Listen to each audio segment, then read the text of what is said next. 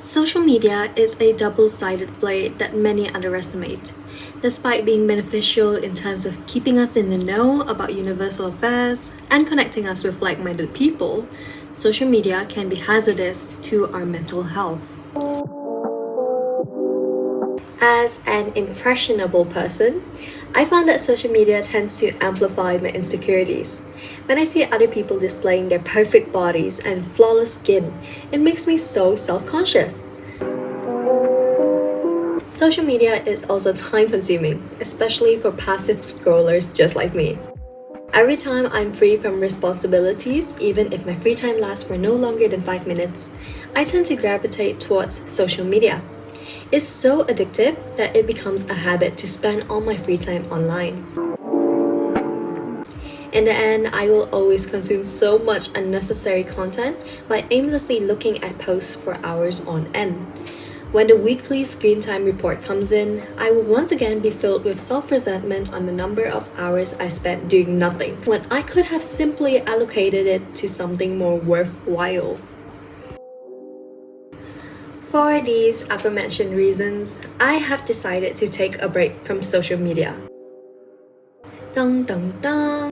As I'm heavily reliant on social media, I decided to start with a one-day detox.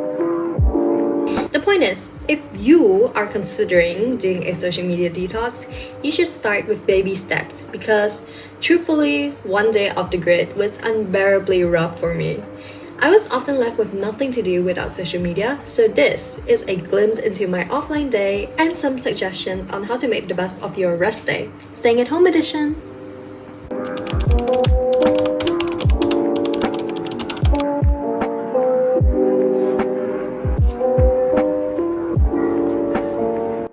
Waking up without the habitual phone checking was difficult for me, but I tried to follow my daily routine.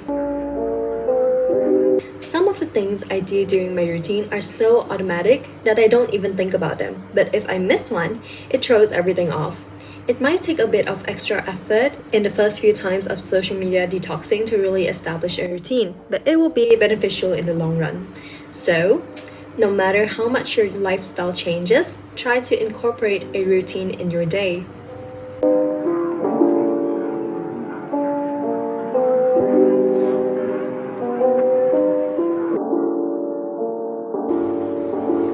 Social media can be a major distraction, but have you ever considered doing a task while on your detox?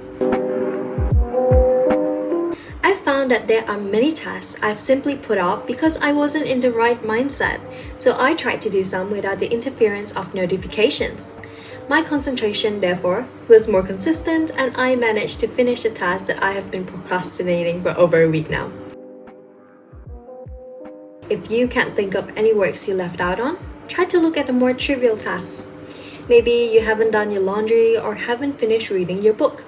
My task was also a trivial one, but I was too caught up on social media to work up the motivation to complete it. So look around to see if there's anything that needs to be taken care of.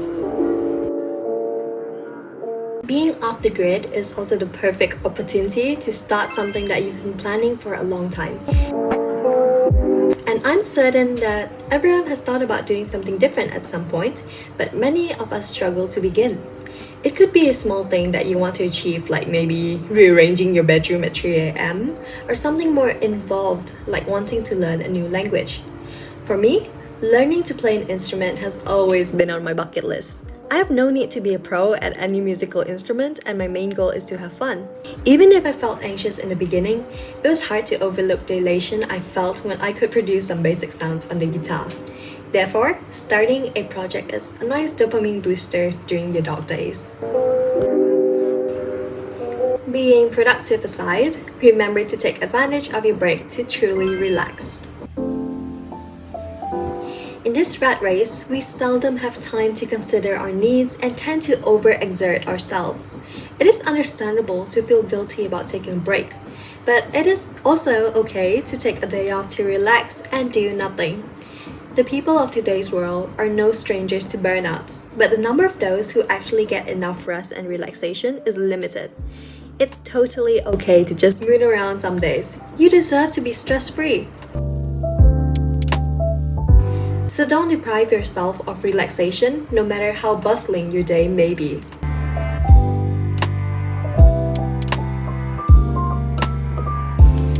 When was the last time you actually did something you enjoyed? When I was in high school, I rarely had time to engage in activities that brought me joy. It came to a point where I had no hobbies and my life revolved solely around academics and lazing around. It was only recently that I rediscovered the hobbies that I had once let go of. Getting back into them felt both amazing and nostalgic. It was like running into an old friend whom I've been so close to. I experienced a great deal of happiness growing up, but nothing quite compares to the euphoria I felt when I immersed myself in my hobbies. Do you ever feel sad living a life surrounded by obligations? What would you rather do if you had some time to yourself?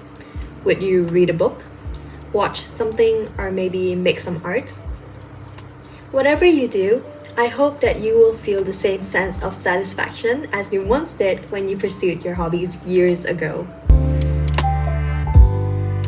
Achieving inner balance, to me, is incomplete without engaging in creative activities. Being a victim of a corporate system drains us from our innate creative side, so whenever I'm free, I would love to do something more artistic. My sister introduced me to coloring during the height of my burnout, and it completely changed my perspective on art. I used to believe that art was only for prodigies and that, as an unskilled person, it was out of my reach. However, I realized that you don't need to be good at something to reap the benefits that it provides.